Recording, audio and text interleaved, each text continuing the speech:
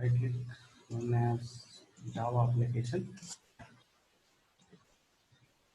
So Spring has an inbuilt support to take care authentication part, right? Entering the username, password, and having the login screen, logout screen. Are you guys are clear about these templates? Like why we are adding these templates? Is everybody clear? Vijay, Abhi, any doubts here?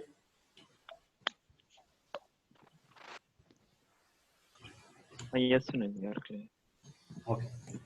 The application is started. Let's go to browser. Let's use a separate browser. Localhost 8080/index.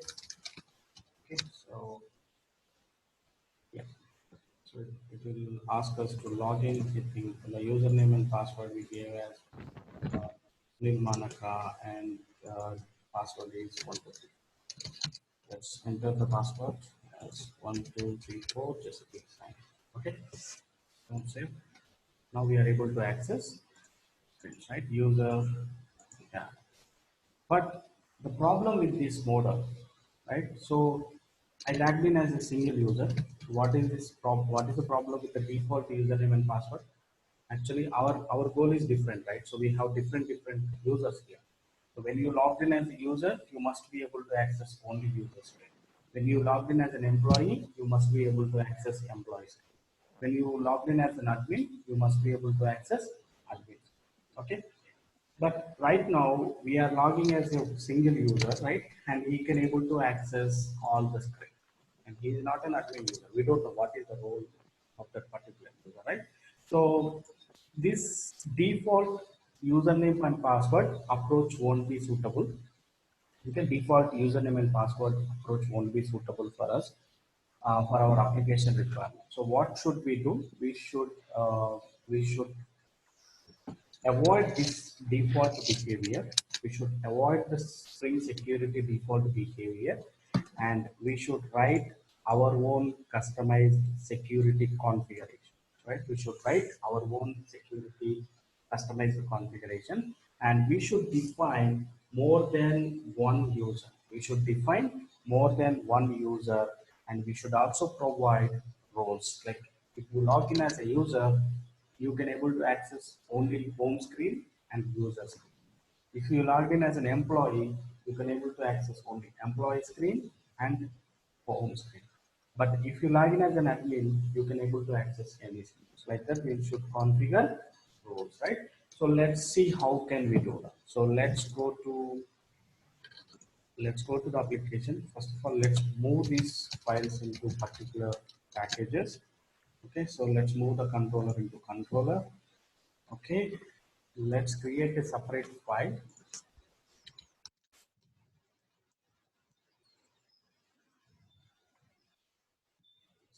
Let's just refresh this application. Okay, yeah, let's create a separate file for security config, right? So let's start with okay, let's start with in memory first. Security config.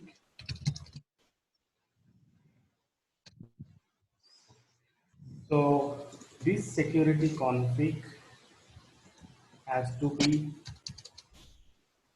child to web security configure adapter. So, but before that, let's move this into a separate config folder. Fine. Now, what should we do?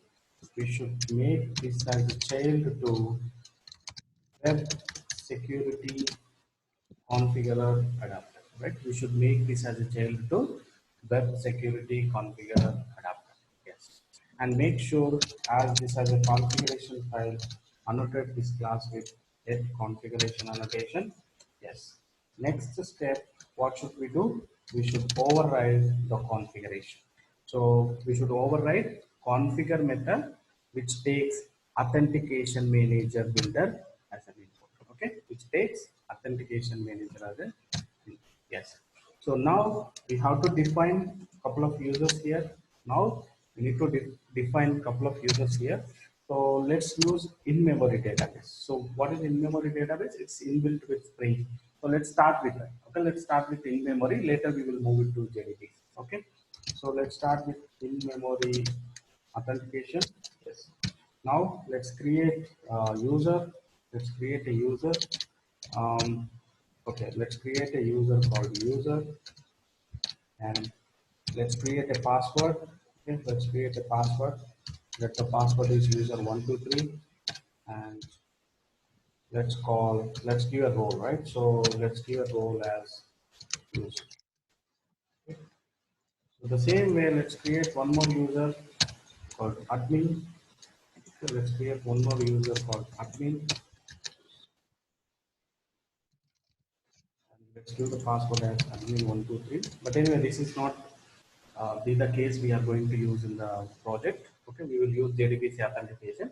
But before that, I want you to get familiar with user objects and roles objects. So that's why we are doing all these things. So let's make this user role as admin, and let's create one more user whose username is emp and password is emp123 employee123. His role is employee. We created totally three users. We created totally three users. Now let's do the configuration. Let's do the configuration for role based access, right? So let's start with the default. Let's start with the default. So to do that, we need to override a configure method which takes HTTP security as input. So let's do like this: HTTP dot authenticate request, sorry, authorize request.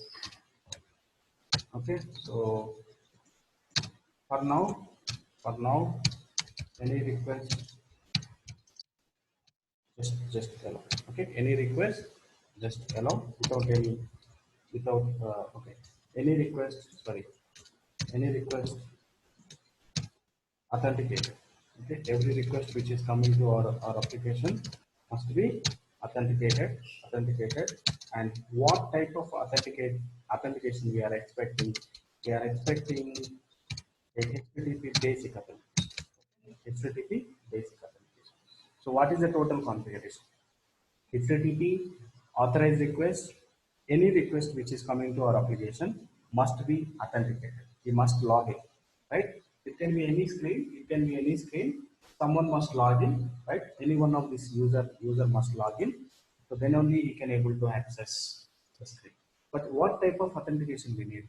We are expecting the authentication type as HTTP basic authentication. Okay, you will come to know when we run this application what is HTTP authentication, basic authentication. Okay, so let's run the code.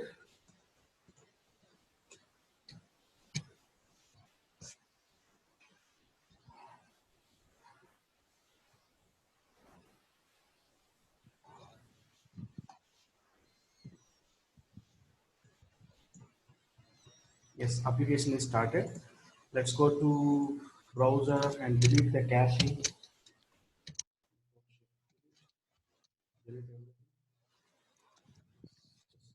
Enter your that's localhost 8080 slash index. Okay. So if you see these kind of pop up any place while accessing any URL, then which means it is a basic authentication, HTTP basic authentication. So let's enter the username and password. Access our application. User, user 123 authentication. Yes. Okay. Yeah. So there is one particular part is missing in our configuration. Okay. It's a valid exception. Okay. It's a valid exception. So now look at that exception description. What it says, there is no password encoder map, right? There is no password encoder map. So in Spring Security, every password must and should be encoded, right? So every password must and should be encoded. So we need to create one password encoder. Okay, we need to create a password encoder in Spring Security configuration. So let's create that public password encoder. Okay, let's do the name as password encoder as is.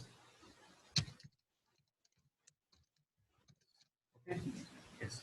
So there is a predefined libraries available in Spring. We can use that library. Okay. So we don't need to create our own encoder. So there is an existing predefined libraries available in Spring. The root interface for this is password encoder. Okay. So there are so many implementations are there. There are so many implementations are there. So the default one with Spring 5. So the default one with Spring 5 is decrypt password encoder. So right, the default encryption Spring expects is decrypt password encoder.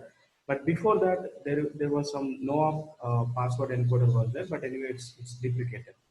And no password encoder is deprecated. So now we need to do some encryption. So the difference between decrypt password encoder and no password encoder is no password encoder is a raw password, so you can read it. But decrypt password you cannot read it. You need to encrypt it. Okay, so let's create object for this new decrypt encoder. So like return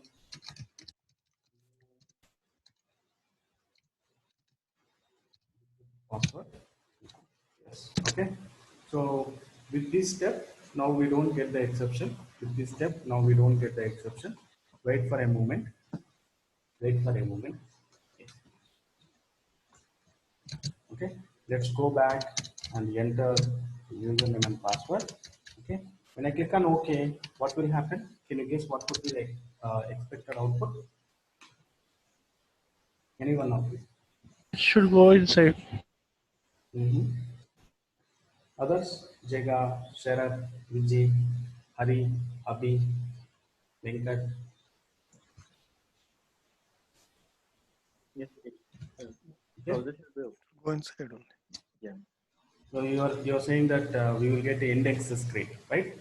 Yeah. Yeah. Okay. Any other clues? Okay, let's try that out. Okay, let's try that out. Let's go to Firefox and click OK. Okay. No, Sunil, I think where you are giving password, right? You need to write like @ Okay. So yeah, so the kind of mistake what we are doing, we are creating the password encoder, but we are not encrypting our passwords. Okay, that is what is the problem. So what should we do? We should encrypt our passwords before storing. Okay, so let's do password encoder dot encrypt. Okay, so this step is mandatory. Okay, so even before, I mean, even in the future when we would like to store our data, right? So when we would like to store our passwords into the database, we should encrypt. We should encrypt. Okay, password encryption is mandatory. Yes, so before storing the passwords, you must encrypt. Okay, now we are done with full configuration. Now let's go back and try to access the screen. It will work. Okay, so now we are able to access. Now we are able to access. So but still there is one small problem, right? So still there is one small problem. What is that? We logged in as a user, but we are able to access all the screens. That is what is not our target, right? So what is our intention? If you log in as a user, you must be able to see only user screen. Okay, you logged in as a customer and you are able to access as a manager role, then you can set your own interest rate, right? For example, banking application, you are a customer and you are logged in. So, for example, if this kind of security we are providing, you can go to admin screen and you can change the interest rate, right? So it is not valid. What should we do? We should change it, right? We should change it to a role-based access, right? So if you log in as a user, you should be able to see only user screen. You are not allowed to see admin screen. You are not allowed to see admin screen. So how can we do that role-based accessing, right? So that is going to be part of the security configuration. That is going to be part of the security configuration.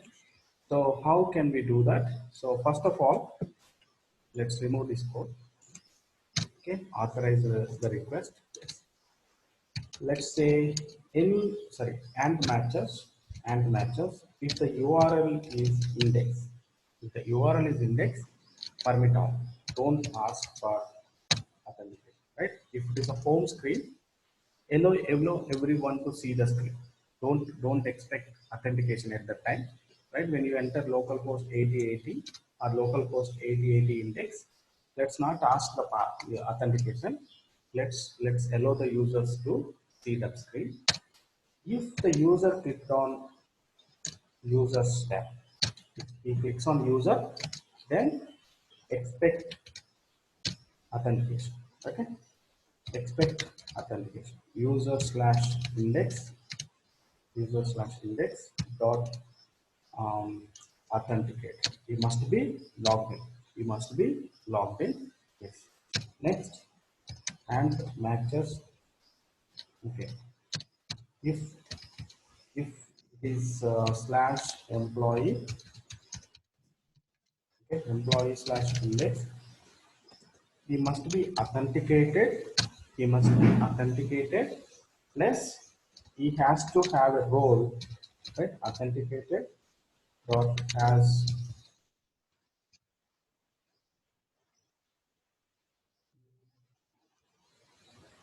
he must be authenticated, and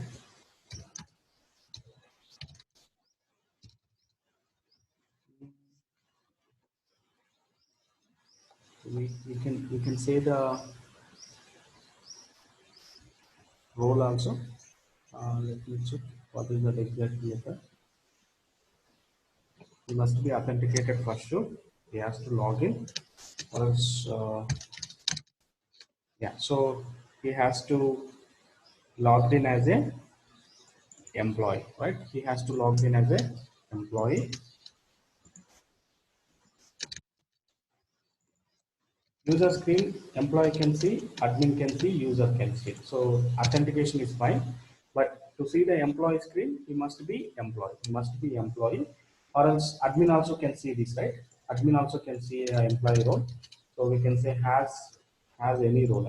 The method name is has any role. Okay. So admin can see the screen and employee can see the screen, right? So admin can see the screen, employee can see the screen, but admin screen, it's allowed only for admin, right? So admin screen is allowed only for admin, so we can say /admin/index. If this pattern is allowed only for admin. But so and matches users index user, any one of the user who logged in can see the screen. Employee.index, he has to log in and he must have admin and employee role. User cannot see, right? So user cannot see. If you logged in as a user, your role must be user, so you cannot able to see. If you are trying to access admin and index, employee cannot see. He must be admin. He must be admin. And let's go with basic authentication, right? There are some other models are there. I will show. Because basic is very fundamental. The initial step is basic. Let's start with. Okay. Wait for a moment until our server recognizes the new changes.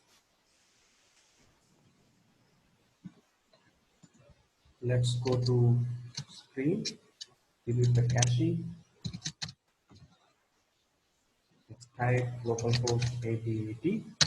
Okay. So without any login, what is the line number 29? Index can be allowed for anybody. Okay, if you change this to any request authenticate, right? If you change this to any request authenticate, it will ask the login. So we said index permit all. Don't ask for any authentication. Index permit all. So index can be accessed by anyone. Index can be accessed by anyone. But as soon as you click on user or admin or employee, there is a pop-up shows up for authentication. So yes, let's log in as a user. User 123. Okay, so we logged in as user. We successfully logged in as user, no problem. So we can able to access home screen and user screen. Home screen and user screen. If you are trying to access admin screen or employee screen, if you are trying to access admin screen or employee screen, what will happen? You see, okay, you will get 403. 403 forbidden, right? So you are not authorized. You are not authorized person to access this screen. So now you tell me what is authentication and what is authorization. So here we are doing authentication, here we are doing authorization. So what is the difference between these two? Authentication means we need to say whom am I, right? So I should say what is my username and what is my password. But authorization talks about till what level we are in, right? For example, um, like in India's most of the restaurants, right? In the kitchen section, they will put a board, right? What is? Do you see that board every time? Any one of you never experienced such kind of thing? Which things are there? No, in the restaurants or hotels, they will put a board right to the kitchen. Authorized personnel only. Authorized personnel only.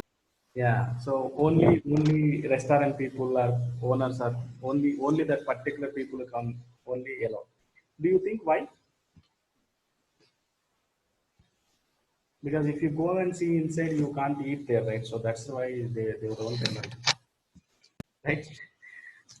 It's a joke, guys. Come on. Gotcha. Not even so many, even office also servers. No. I'm just talking in a hotel perspective. They will put only for kitchen section.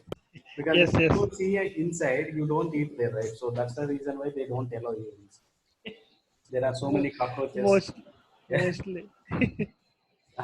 So they don't allow inside kitchen store, obviously, because that is what is the reason, right? So that is what is authorization.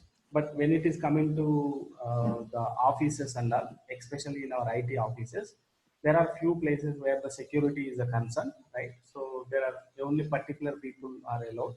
Or in the service-oriented companies, you have the ODC section. IT people, it's a very common terminology, right? ODC. So only that who is working on that particular project will going to have that access to that particular ODC, right? So that is what is authorization, right? So you are a particular person, then only you are allowed to get into a particular section, right? So that is what is authorization. But authentication is different. So authentication is nothing but you are entering into the office, right? So that is authentication. You are entering into your ODC, that is authorization. Okay. So these two are two different things. Okay. These two are two different things. So authentication is meant to be, we need to say who we are, like we need to give the username and password, that is comes under authentication. But authorization comes into a different category.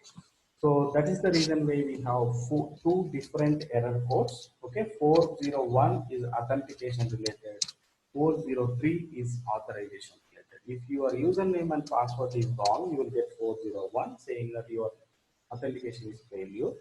Okay, authentication is failed. And if you get authenticated successfully, but you are trying to access a screen where you don't have the right proper role, then you will get 403, right? Unauthorized. So here we got 403, which means your authentication successful, but still you are not authorized, right? Still you are not authorized to see this act. Right? For example, let's go to Postman and I will show you the 401 error. Let's go to localhost, where it is localhost 8080 slash index. Yeah, index can be seen by anyone, but when you are trying to access user index without sending username password, you will get 401, right? Unauthenticated.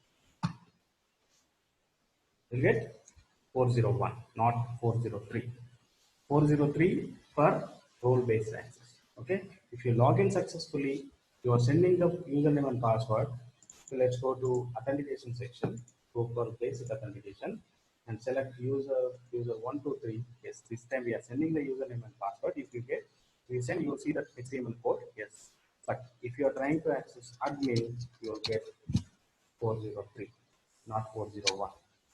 Okay, so this we have to remember in a security point of 401 meant to be your username and password is wrong. 403 we logged in, but we are trying to access the URL which is not accessible by us, right? That corresponding user. So he is not a correct person, or he is not authorized person to access that particular URL. Okay. So now let's go back and remove this employee to keep the user. You are able to see the user screen. Okay. So now you logged in as a user. That is the reason why you are able to see only user screen. Let's do the logout. Let's do the logout. Basic authentication logout concept is not there. So let's delete the cache. Let's try to access home screen. Click on employee. Let's log in as employee. I think we gave EMT 123. Okay. Now we are able to access employees. We are able to access employee screen because our role is employee, right? Our role is employee. Yes. Now employee can access even user screen also, because for user we are not setting any role, right? We are just simply checking whether just user logged in or not, right? Just login is required, not role. So when I click on, when I logged in as an employee, when I logged in as an employee, still I can see users. Still I can see users, but I cannot be able to see admin screen, right? I cannot be able to see admin screen because we logged in as an employee, right? We logged in as an employee, so that is the reason why we are not able to see admin screen. So you get 403. Okay, so let's go back and access proper proper screen. So if you logged in as an employee, you can be able to access user screens and employee screens, home screens, where home not doesn't require any login. Yes, but you cannot be able to access admins. So let's do the logout and login as an admin. So now we can able to access every screen because admin has the global access, right? So let's just go to admin, login as an admin. Okay, admin, there is no problem. He can access any screen, right? He can access any screen. Admin, there is no problem because uh, to access user screen, we have to log in. Yes, we did log in. To access employee role, we are adding admin role also. Admin also can access employee screen. Then there is no problem. To access admin screen, okay, to access admin screen, you have to be an admin role, right? You have to be an admin role. So there won't be any problem, right? So there won't be any problem accessing any screen with admin URL. Okay. Yes. But my next question is, here we have only one HTML file. That's why we are hard coding as index. Okay, index. But in the future, we may add couple of other screens. So what should we do? You know, we should change this to star star. Okay, we should change this to star star. So going forward, if any new screen is being added, we don't need to do any changes. So the files which are in admin folder can be accessed by admin. The files which are in employee folder accessed by employee and admin. The files which are in users folder accessed by admin, employee, user. The files outside of all these two folders are going to be accessed by anyone, right? So here, so admin, inside admin, only admin can access. Inside employee, admin and employee can access. Inside user, anyone can access who logged in. Outside of all these three folders, right, index can be accessed by anyone. Can be accessed by anyone. Okay. So this is what this is how we should do the configuration, and you should also be very careful with the order because if you change the if you give a regular expressions and changing the order will give the problem. Okay, so with the order, be very careful. Okay, so this is all about in memory user creation, in memory user creation, and with role based access. So, but anyway, this is not the real time case, right? Because we are hard coding the usernames and passwords. Because we are hard coding the usernames and passwords. So this is not the real time scenario, right? None of the applications will be having this kind of code, right? Nowhere we can have this kind of code. So what should we do? We should go to the database, right? We should go to the database and we should store all these users into the database, and we should perform a database, right? We should execute a query and check whether the username and password is matching. If the username and password is matching, we should allow. Okay, we should allow the users to access the screens. If username and password is not matching, we should throw exception. Okay, so this is just make you to familiar with what is authentication, what is authorization, how to create a user, how to map a user to role, right? Just make you to understand. I showed this in-memory authentication, but it is not the real-time scenario. Okay, so the real-time scenario must be the users should be loaded from the database, right? The users must be loaded from the database. Okay. So now let's go to the database section. Okay. So Spring has an inbuilt support. Let's go to the documentation.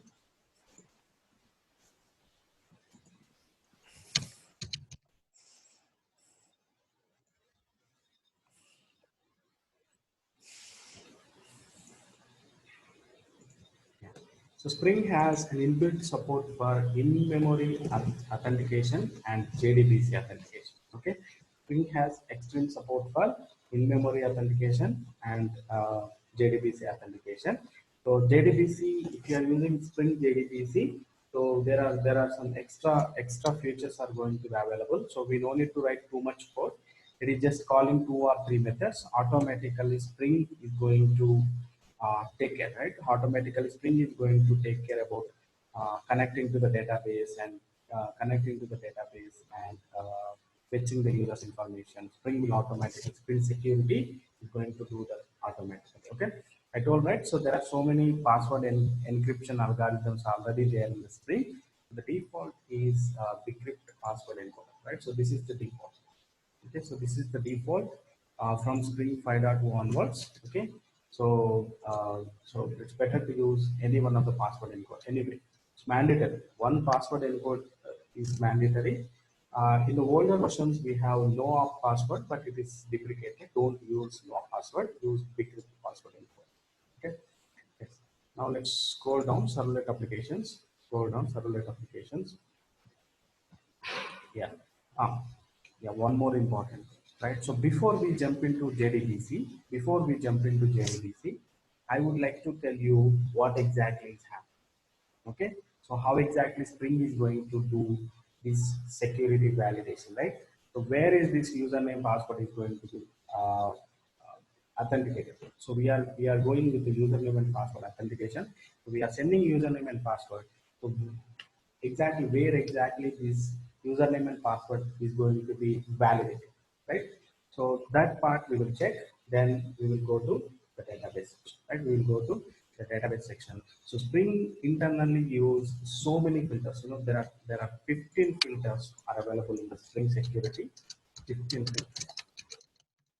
Okay, so all these 15 filters will get executed when we run a Spring security application, right? All these 15 filters will be executed when we run the security Spring security application.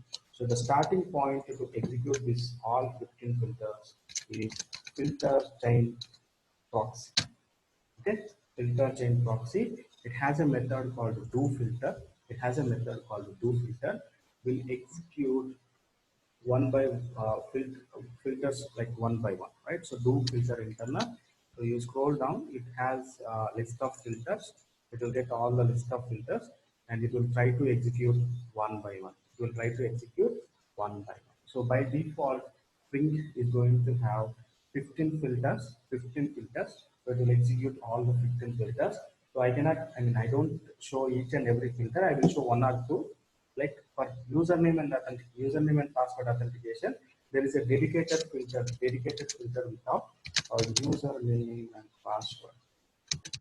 Username and password authentication filter, which takes care about username and password authentication. Which takes care about username and password authentication. Okay, let's add the breakpoint here. But before that, let's add a breakpoint here also.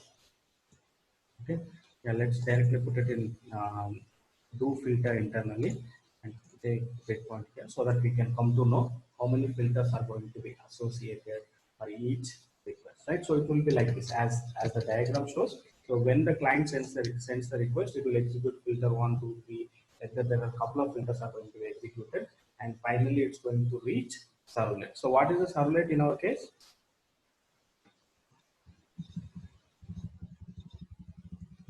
Do you forget, guys? What is the servlet we have in the Spring? Dispatch servlet. Yeah, it's only one, right? Dispatcher servlet. Yes.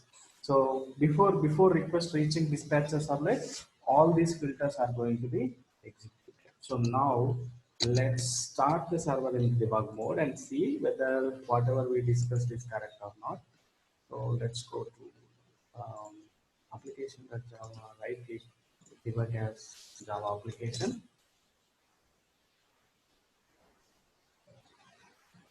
Wait for a moment.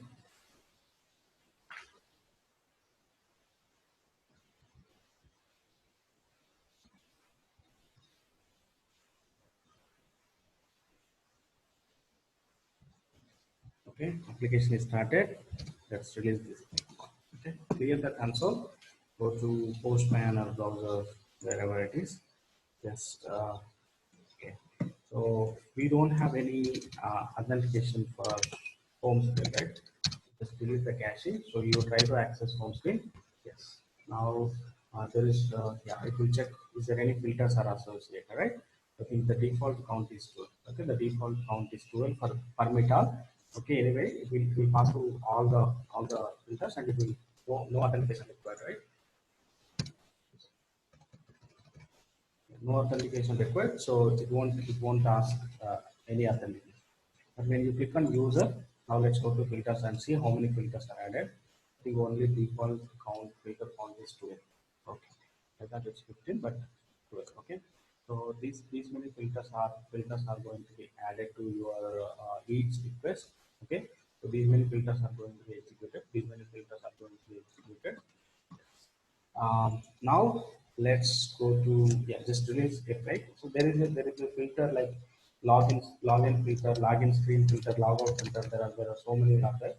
So log filter, you see logout filter, okay, login page generation web filter, right? So like this, there are so many filters are there. So whatever the screen pop-up we are seeing, it's going to be generated by these filters. Okay. Anyway, let's release this. Filter. Okay. Now you see there is a pop-up comes up. Let's enter username and password. Let's enter username and password. Now you see there is one more filter is going to be added. It's a username and authentication password filter. Okay. So we already have that in this list. Okay. So that should be part of in this list. You just expand. You see. Okay. So it should be part of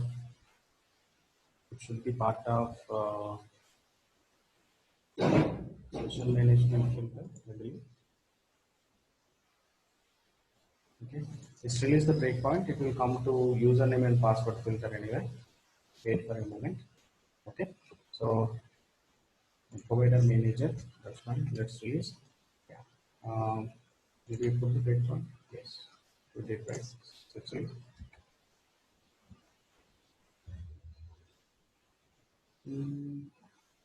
Whatever. One second. Let's close this project.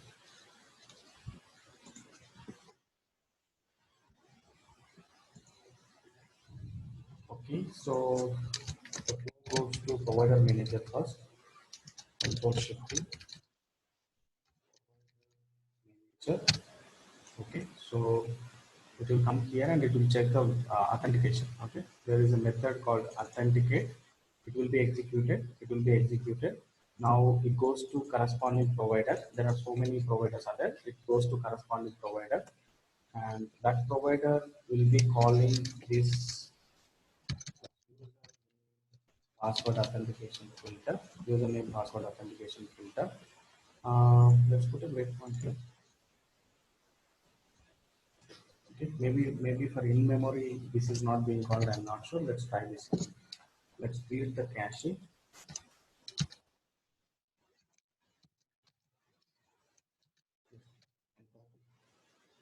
Proxy is executed. Fine. Sure. Let's enter 123. Again, it comes to proxy. Yeah, it's coming to provider manager. So So it goes to DO authentication provider manager. In-memory details. Okay, I think for in-memory user name and password is not being called. I think when we go to JDBC, it will come into it. Okay, the time I will show it. Anyway, it will surely come. It will be coming into username and password authentication. I think it's not for in-memory. Okay, it's not for in-memory. Okay. So it goes to proxy, filter chain proxy. It will execute one by one filter, right? It will execute one by one filter.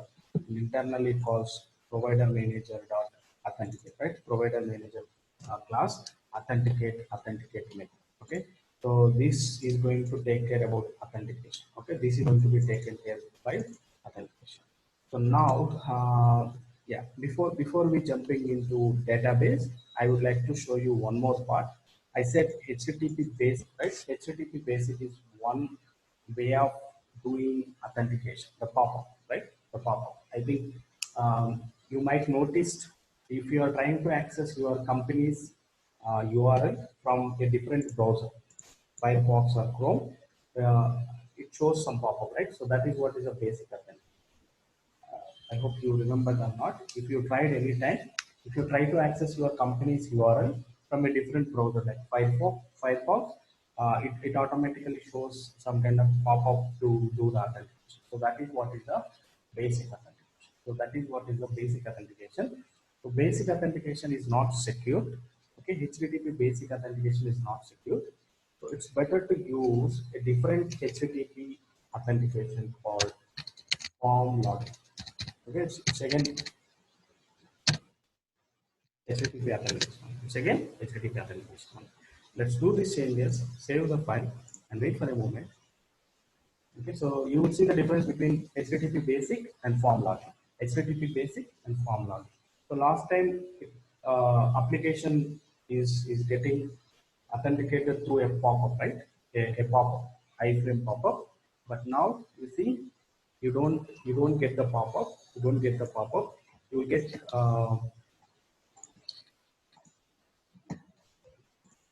okay. You will get a nice login screen.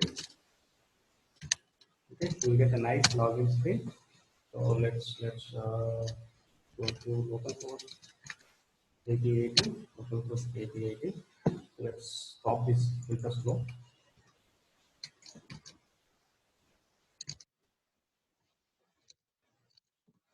Very well.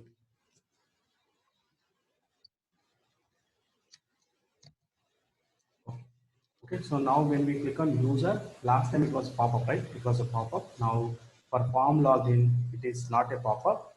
Okay, it is a different login.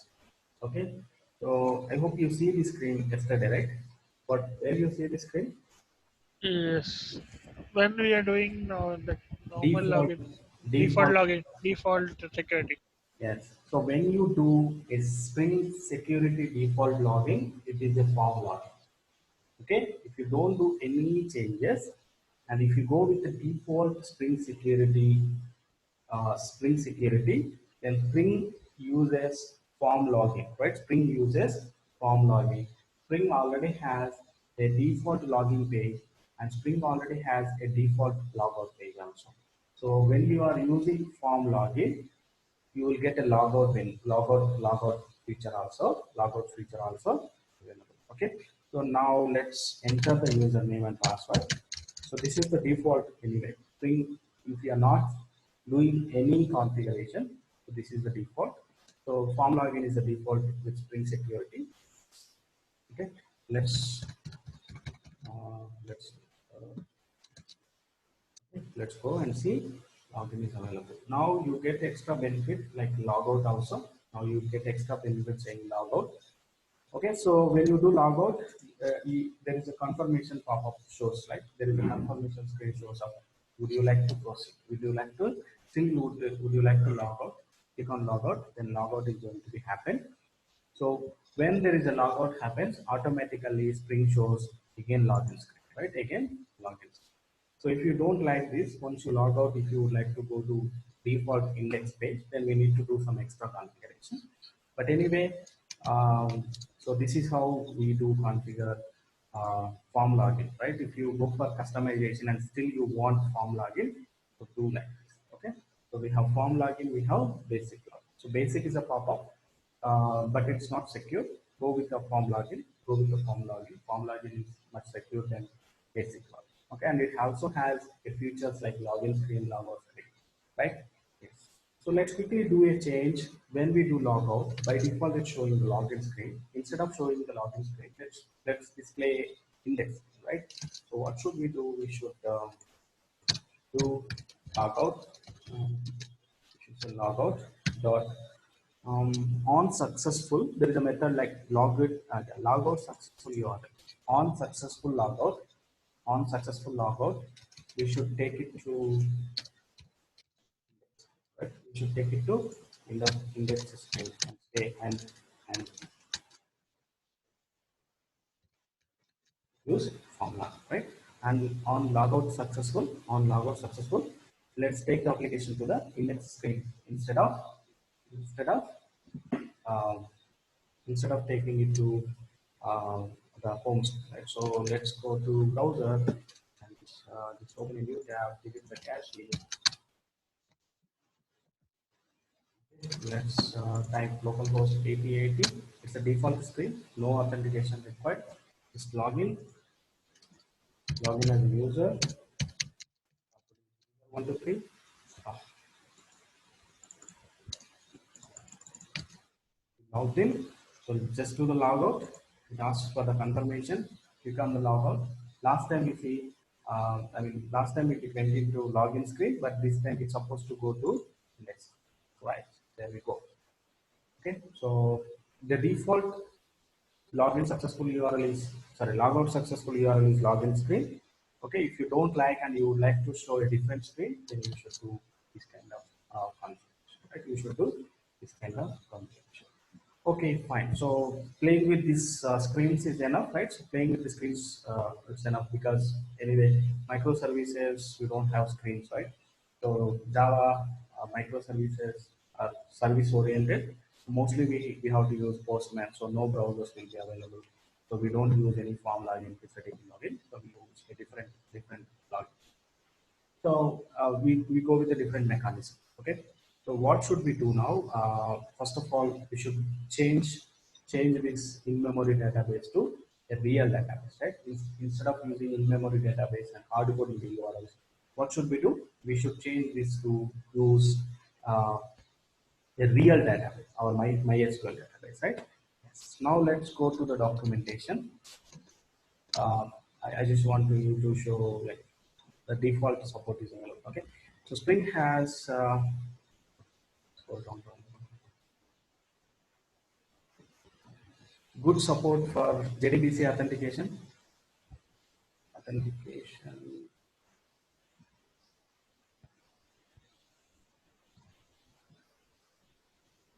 Okay, so provider manager, right? I told, right. So we next to flow will be coming into provider manager from filter chain to provider manager. It will execute a couple of provider managers and do the needful for authentication. But anyway, let's directly jump into JDBC. So somewhere here we will have JDBC 10 point. Yeah, we saw form login, basic authentication. We have one more JDBC digest, but anyway, don't spend too much time on HTTP. For microservices, we don't have form basic authentication. It's going to be a different authentication. So yeah, so two are fine. Yes. So the default storage available with the Spring. The default storage available with Spring is in-memory authentication, and JDBC authentication, user driven service, and LDAP. Okay, we don't touch LDAP because we don't have LDAP server. It is like a real-time scenario, right? So LDAP won't be there with us. So we will learn all these things. One is in-memory, just know whatever we are, right? So in-memory is a hard-coded user, right? Hard coding the username and password accessing. But in the real-time scenario, we don't use in-memory. We go for JDBC or user details or LDAP. I will cover JDBC and user details. JDBC and user details. Okay. Spring has a good support for JDBC authentication. Spring has a very good support for JDBC authentication. So it's going to create a couple of tables for us. If you would like to use the default schema, if you would like to use default schema and you don't want to take any button, okay? So you can happily use default schema feature. Okay, you can happily use default schema feature. So if you don't create any table, any authorities table, users table, so this is what is the default table Spring is going to look into the database. Okay, Spring is going to look into the database into this particular table. Okay, into this particular table, and it expects that the table has this username column, password column, and enable column. Okay, anyway, this is with the default. We can do the customization. Okay, this is what is the default scheme. Okay, so the Spring is going to create two tables, users, one is users and another one is authorities. Users is going to have users information. Okay, username column is going to hold username, password is going to hold password, but don't put the raw password, encrypt and put it. Okay, you have to store big encrypted password. If you are using decrypt and password encoder, then the password should be decrypt encoded. Okay, the password should be decrypt encoded. I will show you how to encrypt the password in decrypt format and how to store it. I will show you. But in Spring, whenever you are working with Spring, your password must be encoded. No one should know what is the password stored in the database, right? So we must encode the password and store it. Okay, we must encode the password and store it. That is one thumb rule we have to remember. And the next third column is enable. Okay, so it is a boolean column. So if it is true, which means the user is active. If the column active enabled false, which means the user is um, inactive, right? So user is like not active. So tomorrow when you would like to delete any user, don't delete permanently. Go and change the input true to false, right? True to false. Automatically, the user will be in deactive. The user will be in deactive. So you can also provide a couple of authorities like what user can access what, right? So if username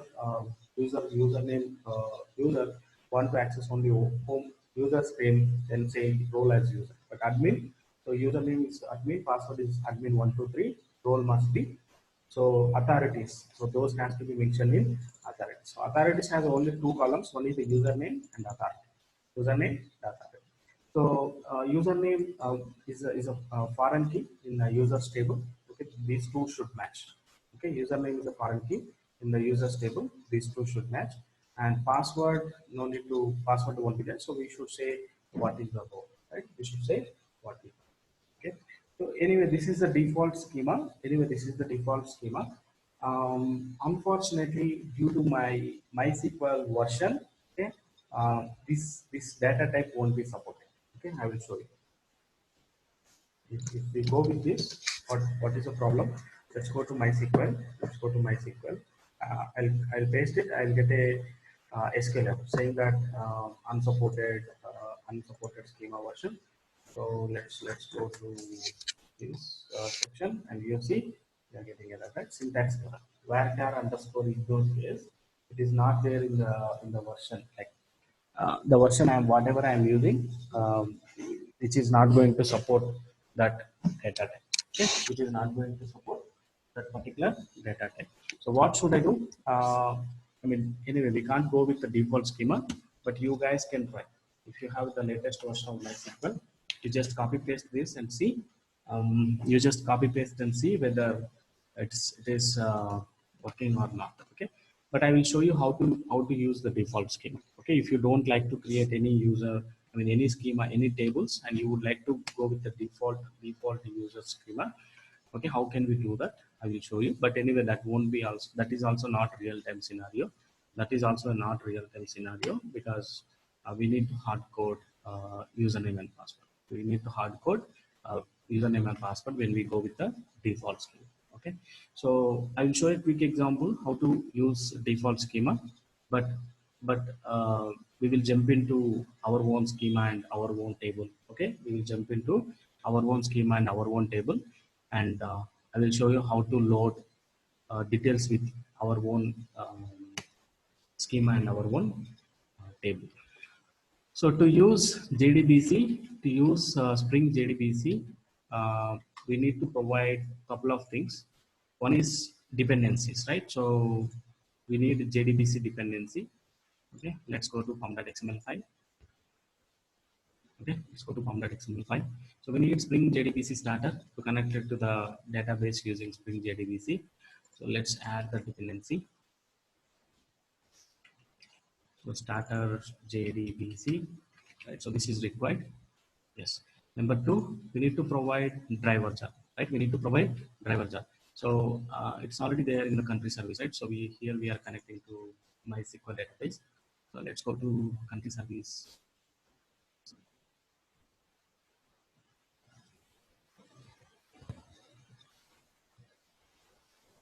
Because it's taking too much time.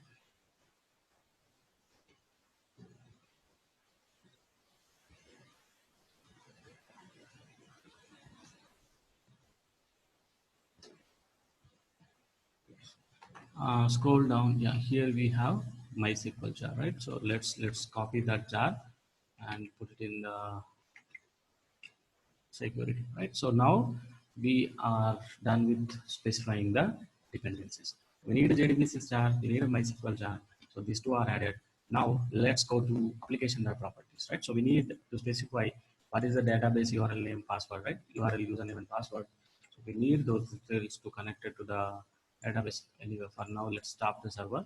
Let's go to application properties file and just paste this details, right? So now we are done with connecting to the database requirement, right? So now we are done with connecting to the database requirement. So now let's go to configuration. Let's not change this code. Okay, let's not change this code. Whatever is there, let it be there. We will create a separate class, right? We will create a separate class. Okay, so anyway, we needed this password encoder. We needed this password encoder for all any kind of application, right? Any kind of application. Okay. We are using it here, so that it will there. Okay, so we need to create one more configuration for JDBC. Okay, so we are using it. Let's not touch it. We will create one more time this password encoder. So let's create a separate class. Okay, comment this line. Okay, we cannot have more than one security configuration class. So let's remove this from the configuration. Okay, now let's go ahead and create one more class called JDBC secure. Okay, security, JDBC security configuration, right? JDBC security configuration. Yes, click on finish. It's again same kind of configuration. So let's extend from web security configurer adapter, right? Web security configurer adapter, and annotate this class with a configuration. Okay, so let it be. Some of the code can be copy pasted. For example, I want the same roles. Okay, same roles, no change. So let's paste it. Okay, any request authenticate other than index. So user must be authenticated, employee must have employee role, admin must have admin role. Yes. We need a password encryptor, so let's copy paste this one also. We need a password encryptor. Let's copy paste that one also. The only part which is going to be changed is the authentication part, right? So here we are using in-memory authentication, but for JDBC we are going to use JDBC authentication. Okay, so let's override configure method which takes authentication manager builder as input. Now let's call authentication manager dot JDBC authentication, not in memory authentication. We should call JDBC authentication. Okay, so Spring has very good support. Okay, Spring has very good support for JDBC authentication. So we don't need to write too much lines of code. We don't need to write too much lines of code. I will show you how to ask Spring to use this default schema, right? So I don't want to create any tables. So let's give the chance to Spring to create the tables by executing script which is inside users.dd, right? Which is inside users.dd. So what should we do to do that? Okay, let's ask Spring to execute users.ddl. To do that, we need to mention with the default schema. Okay, we need to say with the default schema. So what Spring will try to do now, Spring will try to execute users.ddl. Spring will try to execute users.ddl. Yes, now let's come back, and um, it will create only tables. It will create only tables. We need to create the users. Okay, it will create only tables. We need to create users. We need to create users. Okay, so but the table creation part is going to be taken care by Spring. The table creation part is going to be taken care by Spring. Okay, but when we start this application, as already we discussed, right, my MySQL version is not supportable for, is not supportable for this script, right? So data type issue. So we will get an exception, and what that exception is going to have, SQL exception while executing script users DDL. Okay, MySQL syntax error like that. There is a one big stack trace is going to be printed, right? So let's try that out whether it's working or not. Let's go to uh, application.java and run the application. Right click, run as Java application. You see, now it is trying to create tables by executing that predefined script, which is part of Spring Security Plan. So MySQL won't support the schema, so it will throw an exception like that. Okay, it says that SQL syntax exceptions called towards right. Oh, data source must be set. Okay. Yeah, you need to say connected to the database. Okay, that particular part is missing. So let's set the data source. Auto-where data source, we no need to create anything. Spring Boot will create just to auto-where. You will get the data source which is created by Spring. Okay, you will get the data source which is created by, just say data source, and we need to set with the default schema. This is what is the, okay. I think there is another method is available. Data source and set the data source and set the data source. Okay, now let's start the application again.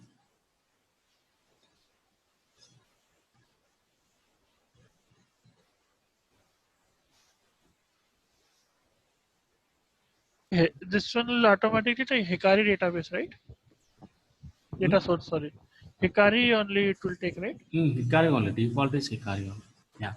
Now you see what is the whatever we discussed is here, right? You have an error in SQL syntax. Okay. So syntax near to varchar ignore case, right? So varchar ignore case.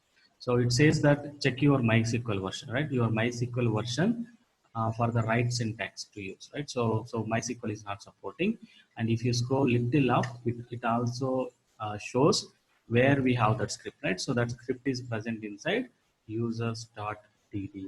It is present inside users.ddl, and it is trying to execute this script, right? It is trying to execute this script. Okay, so my issue with my MySQL version, but it may work for you guys, right? If you have the latest version, and if your MySQL is supporting this syntax, right, varchar ignore case, then you don't have any problem. You don't have any problem. So you see that the table is going to be created successfully. Okay, but if you are using Oracle database, then you have to use this schema. Okay, Oracle won't be supporting this schema anyway. So you should go for customized table creation. Okay, customized table creation. So what I will do for now, I will stop using this default schema. Anyway, it's not supporting, right? So let's stop this. Let's stop this.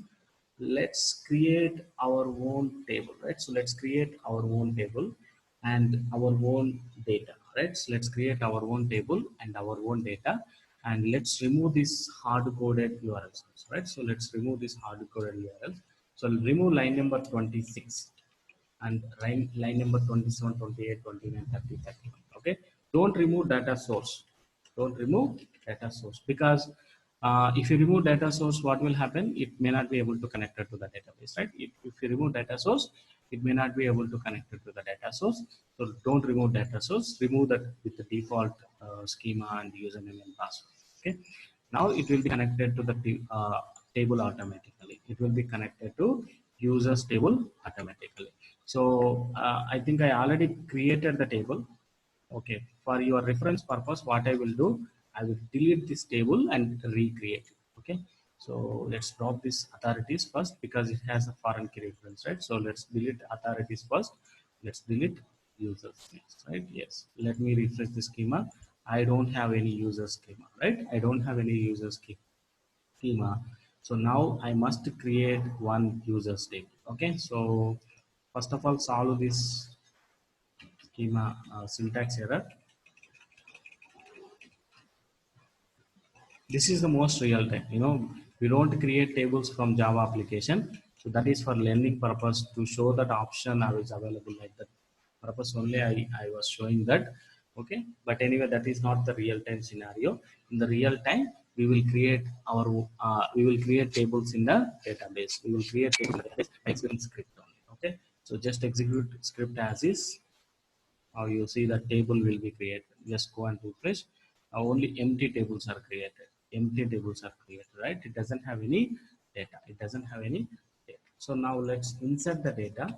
Okay, now let's insert the data. But I told we need an encrypted password, right?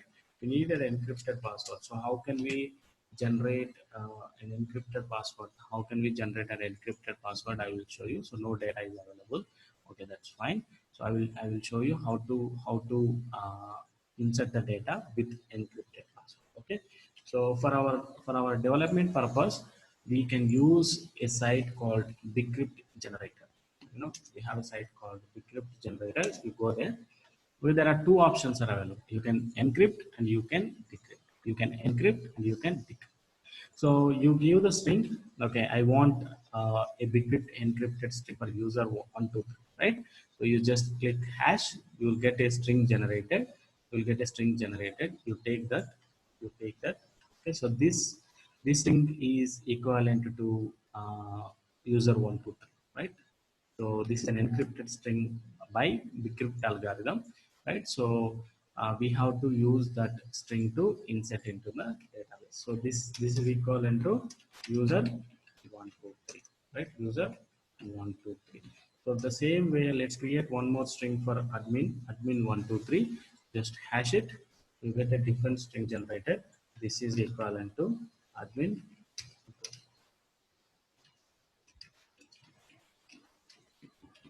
Okay, let's create one more for EMP123. This is for employee role, right? So let's quickly generate. Yes, this is for employee. Then you can ask me, right? If we have a decryption algorithm, then where we are securing this? How we can going to provide security? Okay, I'll tell you.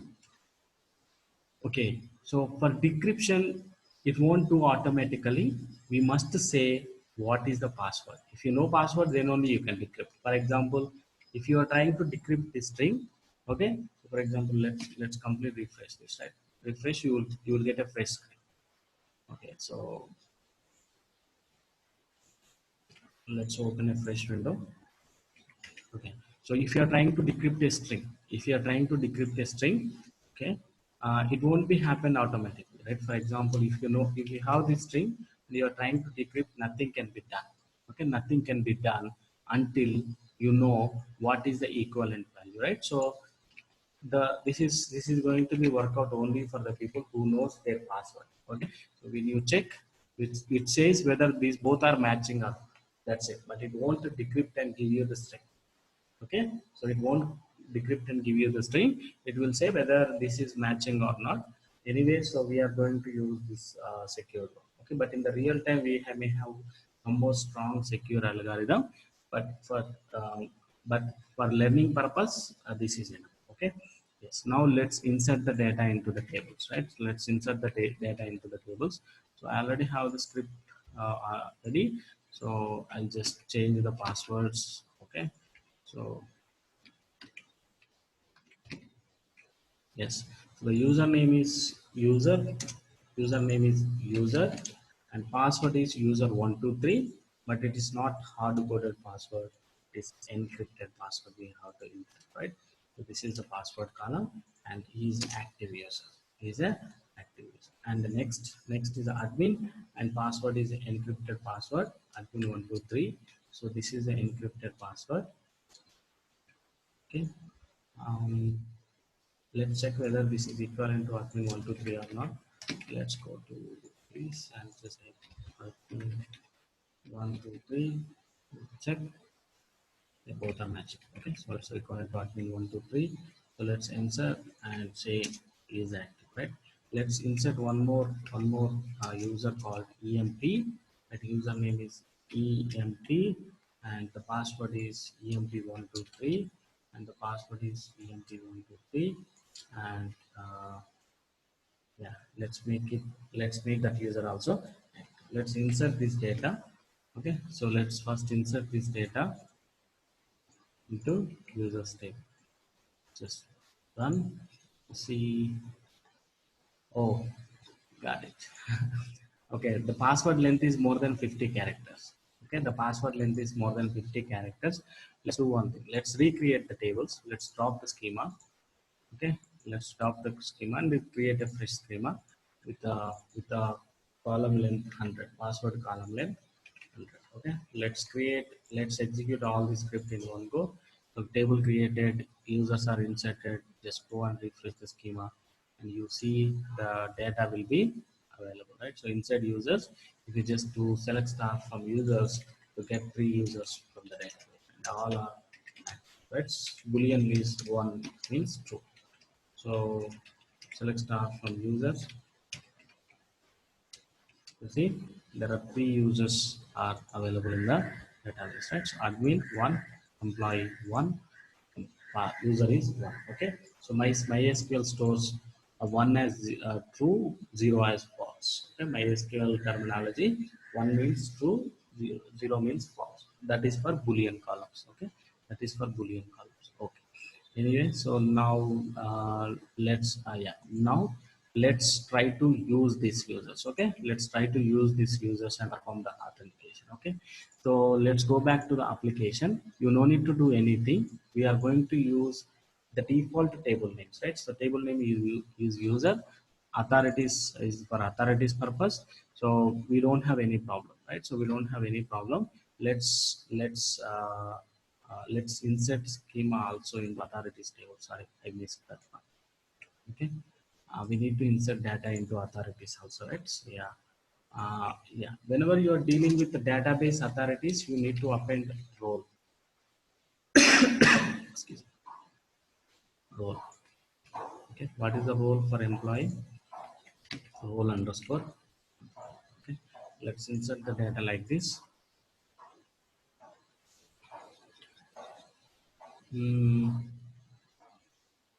Okay, I think authorities already have some data. Let's check. Select star from admin username is admin.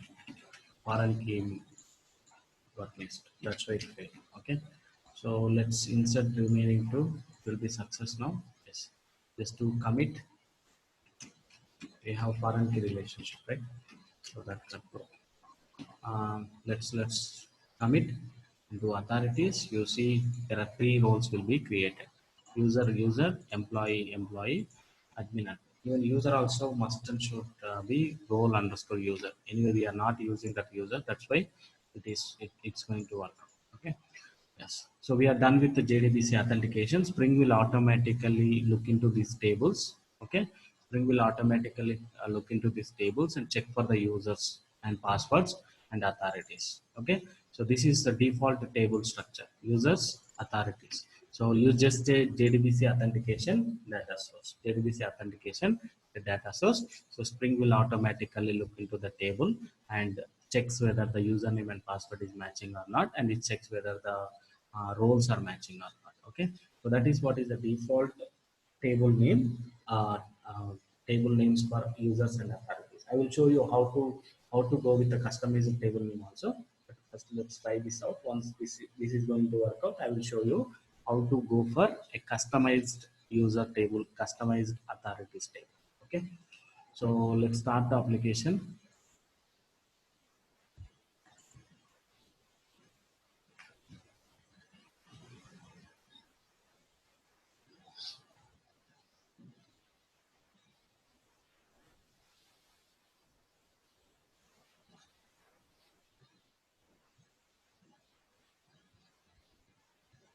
Okay, let's go to console and see whether it's up and running or not.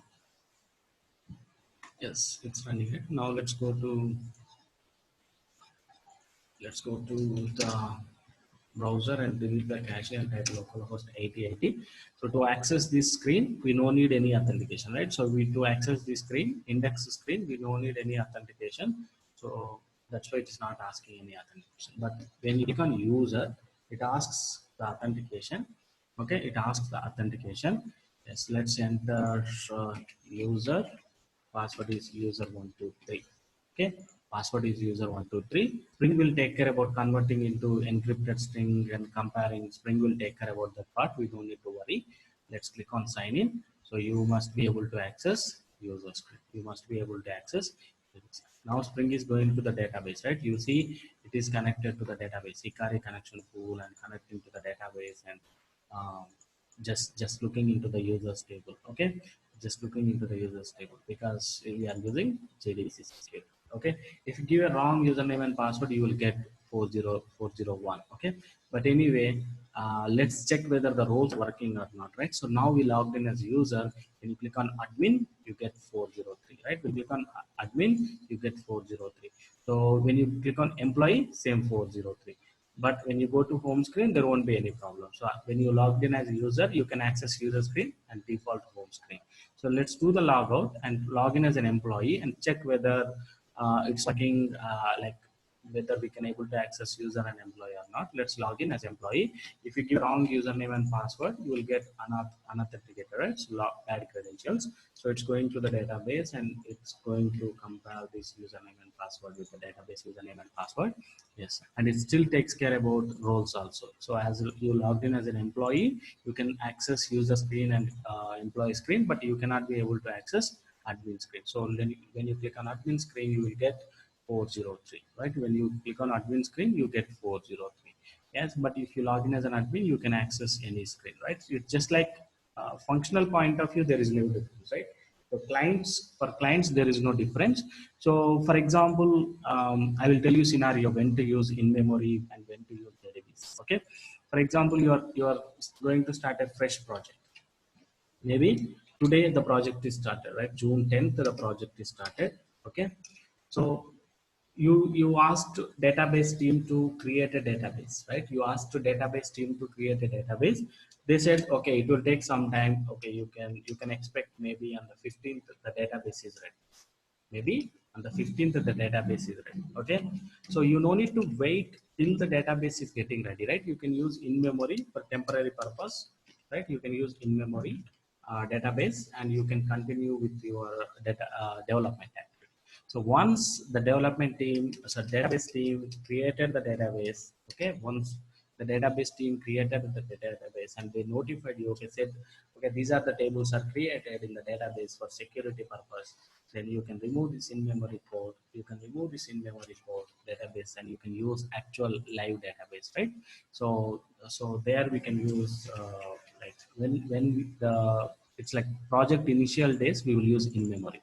Okay, in initial days of project, we will use in-memory database.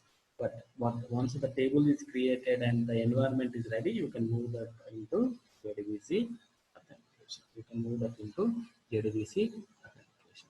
Yes, I will also show you how to access with the customized table. For example, if your table name is not users, and if your table name is not authority for roles access, then how can we write our own script, right?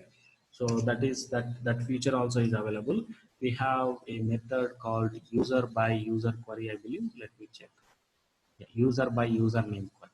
User by username query, and here you can write your own query. Let's select username, password, enable. From instead of user, you will give your own custom table, right? From users, where username equals to question mark. Okay, Spring will automatically populate the data into this table, into this query, and Spring will execute. We no need to do anything. Okay, Spring will take care about executing that query and checking whether the username and password is matched or not. You just write the script it will work automatically. So you can change this table name. Okay, you can change this table name. So the same way we also have a method for authorities by username query. So it's the same query, but instead of users table, it is authorities table. Select not star, username, comma, authority or authorities. Let me check. What is the column name? It's authority, right? So authority from authorities table.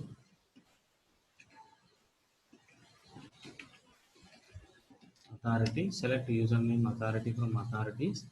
Select username authority from authorities. Where user name equals to question mark, right? Username equals to question mark. Users by username query, authorities by username query. Yes, yes, we are done, right? So instead of going a predefined table name, you can also define your own table name. Okay, so JDBC has security support, right? So JDBC with security is powerful. We no need to write extra logic, so we can use existing methods to get the benefit, right? So this will work like as it is working now. Application is going to work as is, like how it is working just few minutes before, right? So this is what is JDBC authentication. Okay. So what we will do quickly, we have this one of our microservice using Spring JDC, right? So we will quickly implement this feature. Okay, we will quickly implement this feature. So and we can close for today. Okay, so to call country service, we need to pass username and password. Okay, let's do implement that. Okay, let's go to application and create one configuration file, right? Let's do copy paste, right? Why waste time? So it's the same thing, just copy paste it here. It's JDBC security config.java, but it's not authentication. We need to do a small change. Okay, sorry, authorization. So we're not supposed to use HTTP form login, right? So we have to use a different one.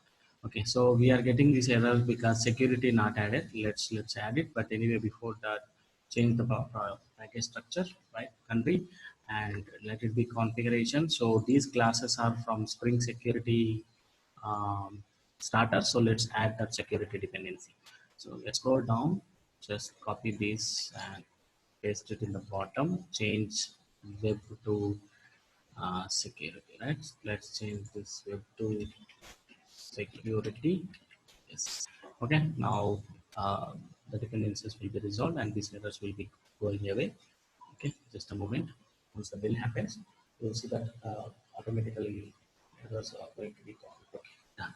Okay. So it's going to be connected to the database and fetch the username and password. Everything is fine, but the only problem is these are microservices. We are not going to use form login, basic login. So it's going to be different way we're gonna do this. We're gonna do session management.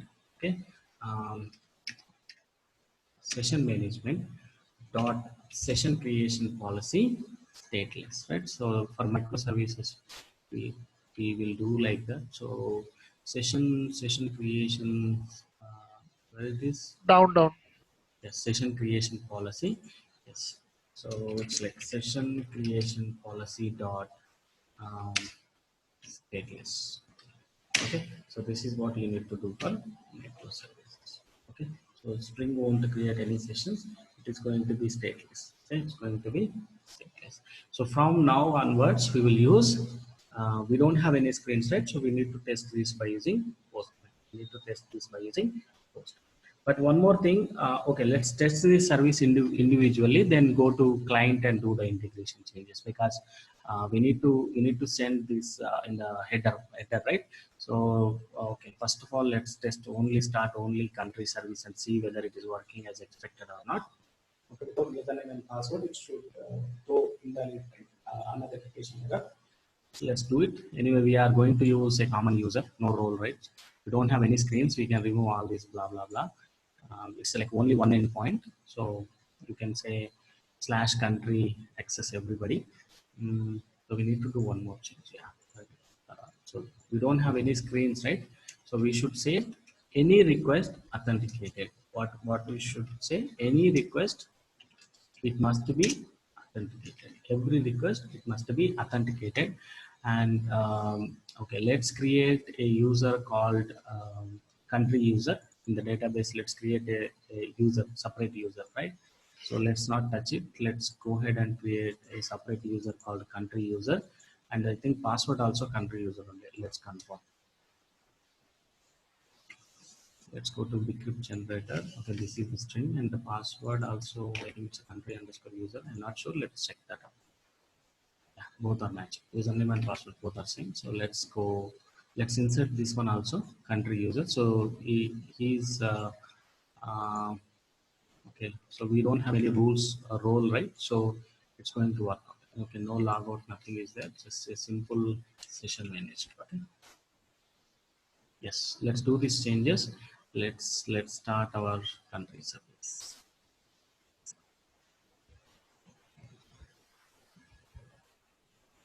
Every request must be authenticated, and it's a stateless session management. Okay, we are going to use a different user here. We are going to use a different user. If you would like to mention a specific role, we can also mention. Okay, let's do one thing. Let's create a role for this country user, and yeah. Okay, so what role we can give? Role role underscore country underscore admin. Okay, so this guy only this user can access, right? So it's a country admin. So let's remove authenticated. Any request, it must be as role uh, country admin. Only that particular user can access our services, right? That only that particular user can access our service. Other users can log in, but they cannot access. Okay, so they will get 403. Okay, done. Now let's go to Postman and try to access country service. I hope it's clear for you. Yes, I believe. Okay, so let's try to access one authentication. Let's not send any username password. You will get 401. Okay, I think it's 8081, I believe. That's why we got connection mode. Yes, we got yeah, context path. Okay, let's try this out. Right, 403. Okay, 403. Let's do one thing. Let's add basic authentication. User 123, you will still get 403 because this user is not allowed to access, right? So what is the exact username and password?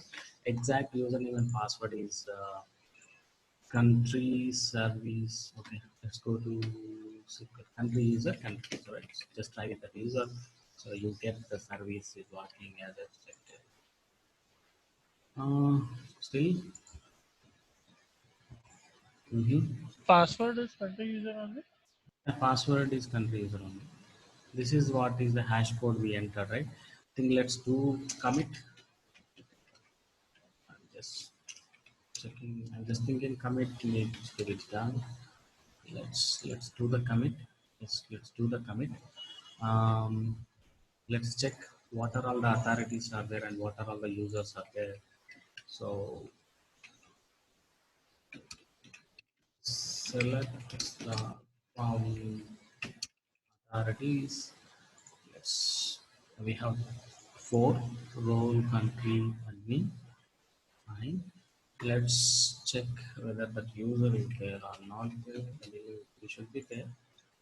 Yeah. So I think this string is equivalent to country user. Just now we verified, right? So it's country user. Check both are matching or not. It's both are matching. Username and password is both country user. What's wrong then? Let's restart the application.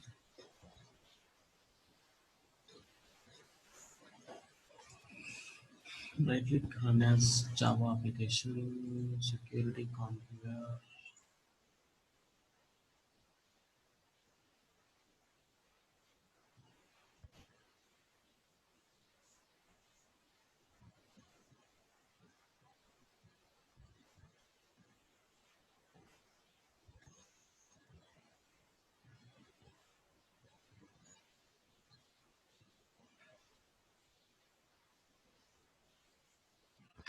Now let's go ahead and send the request to Postman.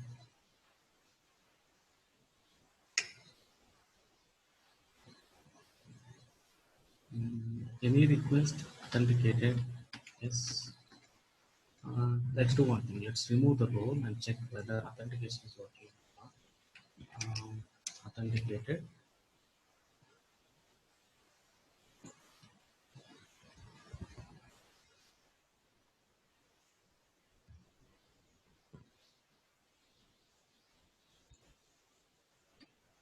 Let's come back and send the request.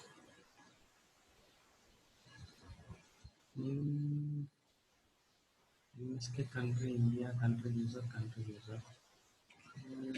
User 123 send.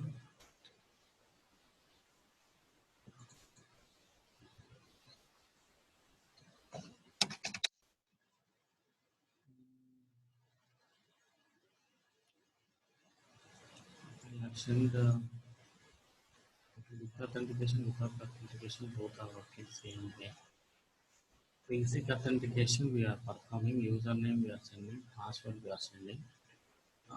There is some small issue would be there. Okay, just talk about one small thing. Let's disable CSR dot. Okay, let's try this out.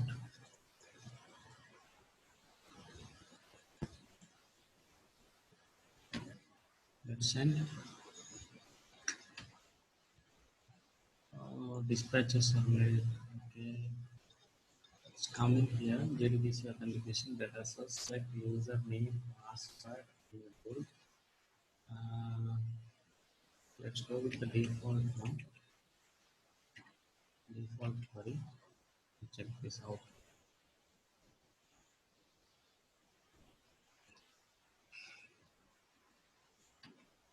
Send the request. Let's go to that username and password authentication filter and check. Username, password, authentication filter. Let's do add a breakpoint and see why this is failing. Let's start the application in default mode. Country service.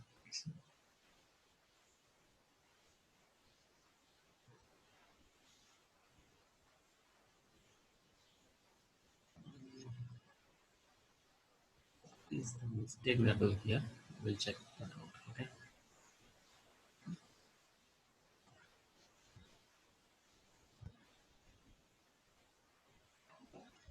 Okay, it's done. Now let's go ahead and send the request. Yes. Where it okay, started just now. Let's send the request and see.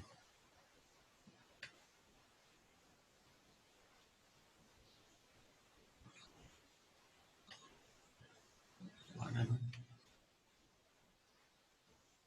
Nothing, nothing is printing in the console.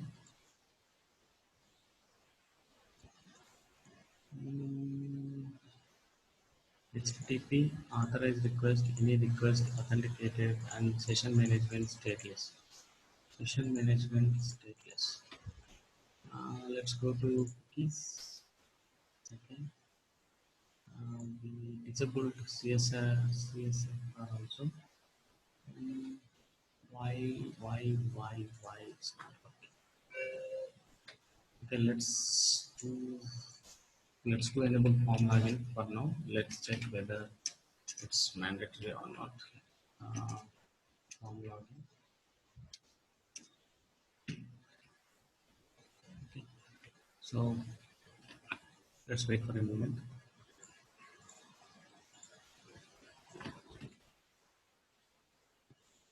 The basic, I think, the basic authentication needs form login. I believe that might be the problem. We check that out. Okay. So let's send the request now. It's working. Where is the response? Body. It's showing the login screen. Hey, we are sending username and password again. It's showing login. User 123 authentication, no authentication. Basic authentication, user 123 send. HTTP authorized request, any request authenticated. And okay, basic authentication is work only for basic. Digest. Um, then,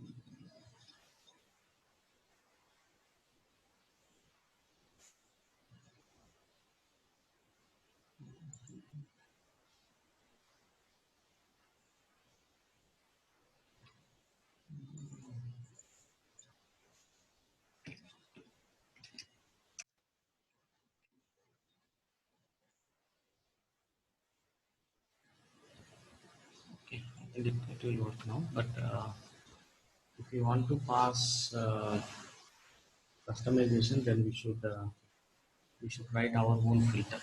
Okay, let's do this now. Anyway, we will do that in the JWT too. Okay. Uh, yeah. Okay. So we need to implement one strategy how authentication should be done. Okay. We need to implement one strategy how authentication should be done. So basic is going to be take it from authentication like request header basic authentication. Okay. If you don't have basic authentication, then we should write our own custom logic to do the authentication.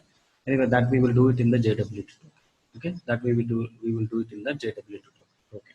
So let's go ahead for country service. Let's use basic authentication as right. For country service, let's use basic authentication as it is. Okay. I will tell you how to do. If we don't have HTTP basic authentication, we need to write some more code to do the manual check whether the username and password entered correct or not. Let's not do that here. We will do it that anyway in the JWT token. Okay. So we will implement JWT token for client. For country service we are using JDBC. That's why we would like to use JDBC. Okay. Yes. So now the problem is we added the security, right? So whoever is going to call the security, whoever is going to call country service, they need to pass a header parameter. Okay. So from our client application we should pass the header, right? So how can we do that? Okay, it's a part of web client creation itself. Okay, it's part of web client creation. So let's go to configuration, where it is, yeah, application configuration. So here we are creating country, right? So here we are creating country. So we should set the filter. Okay. um, let's use filter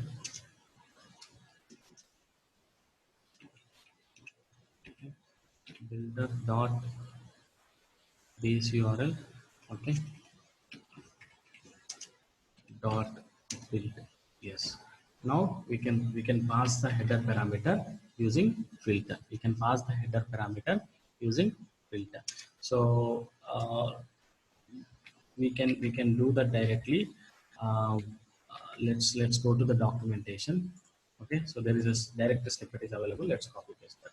So go to framework, go to web client documentation, right? So web react to documentation. So we are using web client, right? So let's go to web client section. We are using web client. So let's use web client section. And go to retrieve. Yeah, I think scroll down. Somewhere you see filter with the header. Filter. So filter, yes, basic authentication. Okay, filter with the basic authentication. So we are implementing basic authentication. Let's use this as a, okay. So let's do a import static. Okay, so this basic authentication from this class, let's do a static import. Let's scroll little up and do copy paste. Okay, so but the username and password are different, right? So it's a let's use our country user, right? So let's implement roles also. Let's go to the database. The username is country user, password also country user. For now, hard code it. We will change it later. Okay, future we will load it from a secure location. Okay, for now, just now for local testing purpose, just hard code. Okay, yes. Now let's go to country service. Let's add roles also, right? Let's add roles. Any request has role. Any request has role. Only this particular user can access, right? So he must have a role country admin. Okay. He must have a role country admin can access this. Okay. Let's start country service.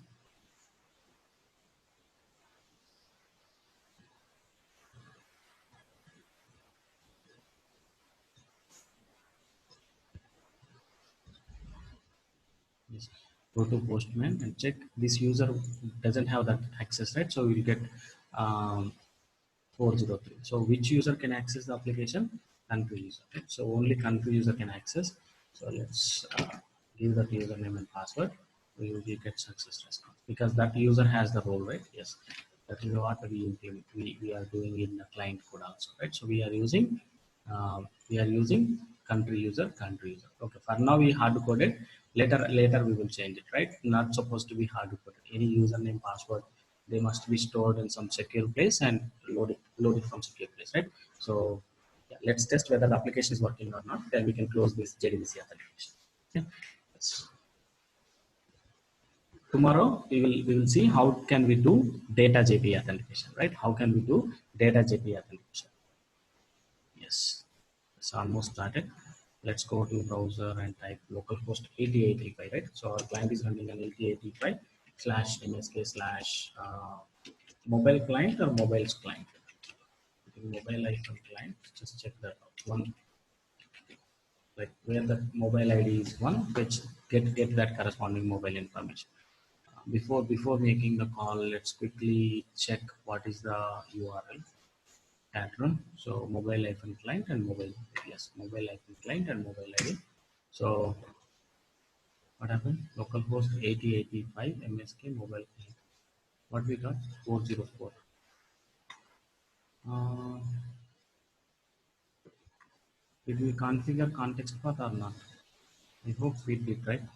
Oh, no context path. Yes. Now you see what happened? Default web client 401 unauthorized.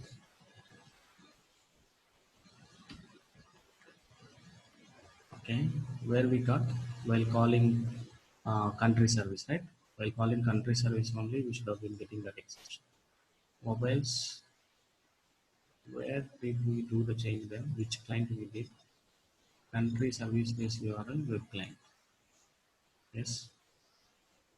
So for this particular module alone, we enabled security and we are doing the basic authentication. What is the problem? Where we got the exception?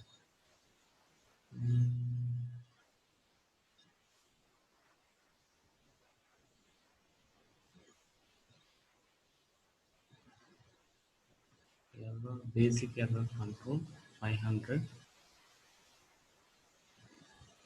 Mistakenly, did we copy the code in another place or what? Mobile client application Java. Mobile.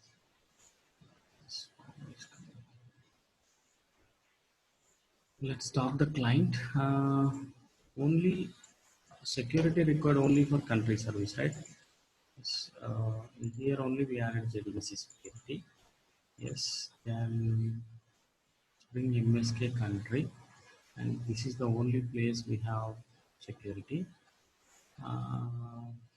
Accessory and all working fine.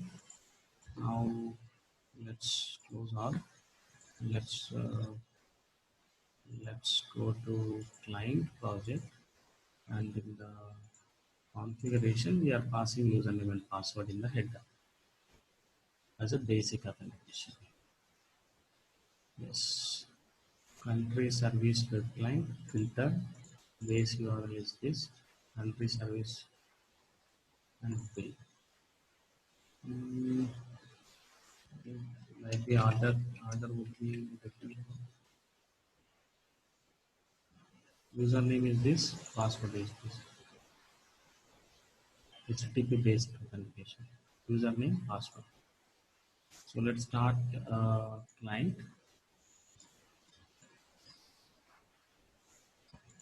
So let's start the client. If issue continues, then we will stop for today. We will check why it's coming tomorrow. Okay. Why it's coming? We will check tomorrow.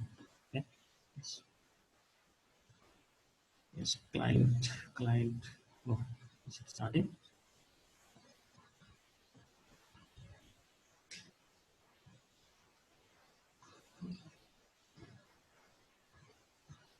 Let's compare whether we are doing correctly or not.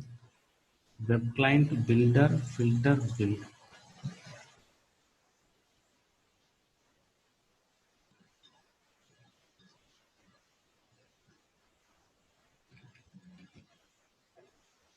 Okay, let's send the request for one more time. Connection refused. 8080. What happened?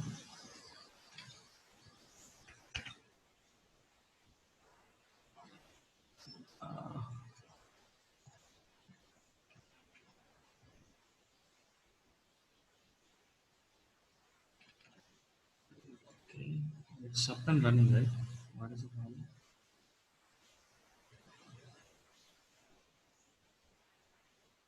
Mobile service topic.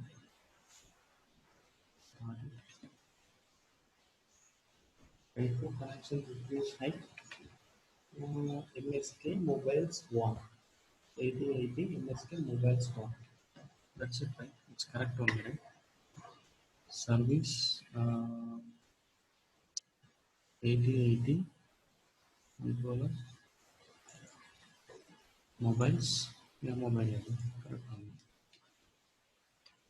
8080 MSK context for mobile slash 1. It is started. Let's send the request. Hey, I think there is something wrong. Every service security enabled. Where did I add the security? Did I add it in the common or what? Okay, that might be the problem. Where do we add the security? No, security not added here. Security is added only in form.xml file, right? Yes.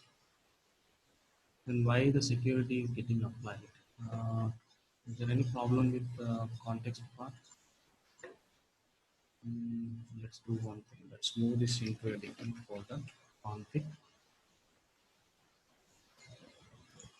Do the same. Okay. It's already tested. It's working for all. I don't know why this is giving trouble.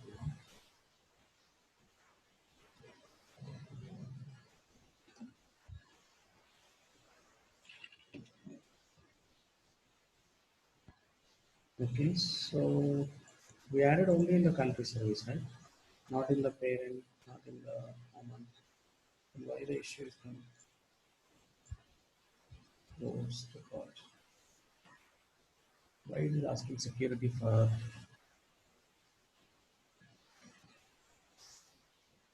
We started this application. 8080 got stopped.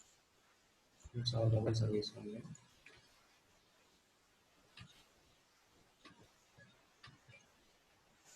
Come on, come on, come on. Okay, so let's start mobile service and see why it's asking the password.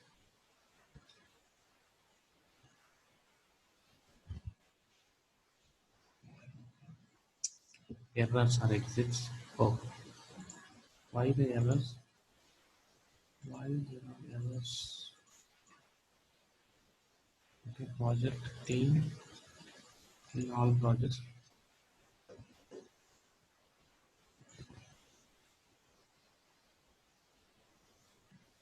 We close to common, that's why the errors are coming. Okay, fine. Let's open the common. Now there will be errors.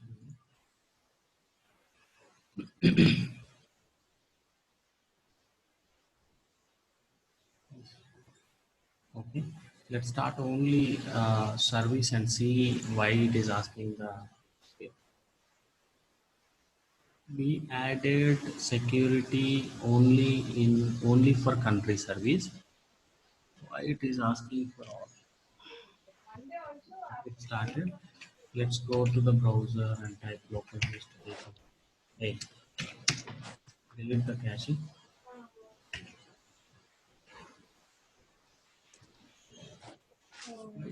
This security is enabled. Okay, fine. I will check this and update you tomorrow. Okay, why this security is being enabled for service? Okay, it's supposed to be enabled only for country service, but somehow it's enabled all. I will check that part and I will check it tomorrow. And tomorrow we will learn data JPA.